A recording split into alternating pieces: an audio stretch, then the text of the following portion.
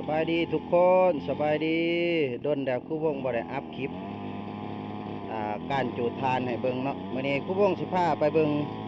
การจูดทานแล้วก็การกาเกี่ยมใหม่เด้อเนาะกาเกี่ยมใหม่ฟืนเฮา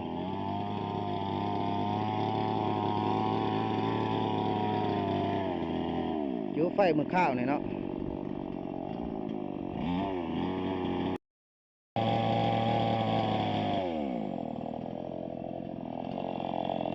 ได้น้องชายเพิ่นมาซอยเกี่ยมตัดฟืนใบเนาะวันพักวันก่อนตัดฟืนใบตัดใบมันเบิด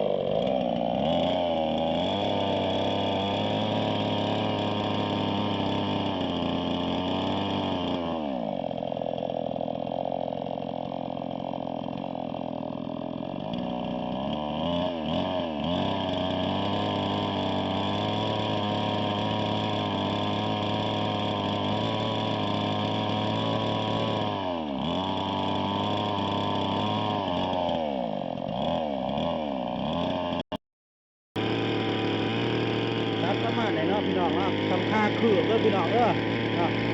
ทำค่าคืบเนาะแล้วนี่เป็นไม้ย่างพระเด้อไม้กกย่างพระเนาะสั่งเพิ่นเอามาส่งเนาะ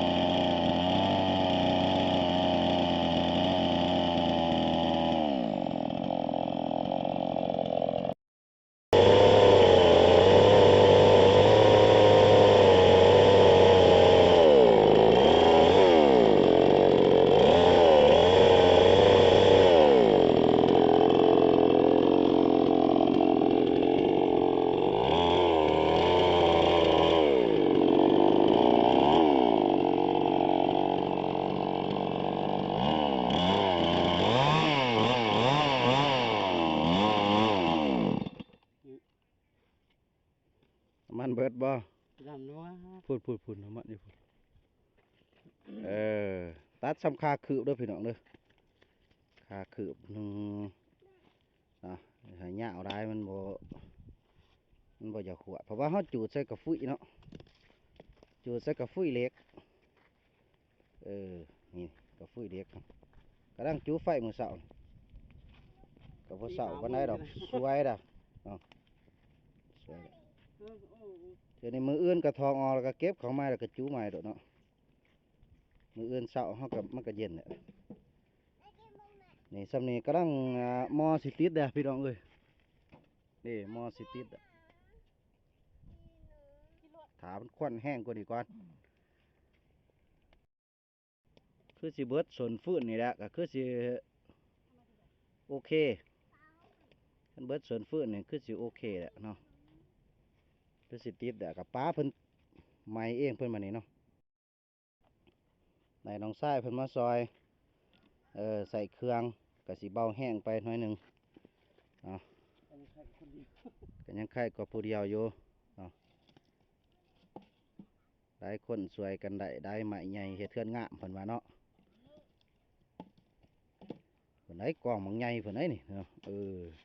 สิได้เอาบ่ล่ะมื้อนี้นี่เนาะฮ่าฮ่าเอาได้สำไรก็เอาเด้อพี่น้องเด้อขอบใจได้เนาะที่เบิ่งคลิปจนจบเด้อบ๊ายบายพบกันใหม่คลิปหน้า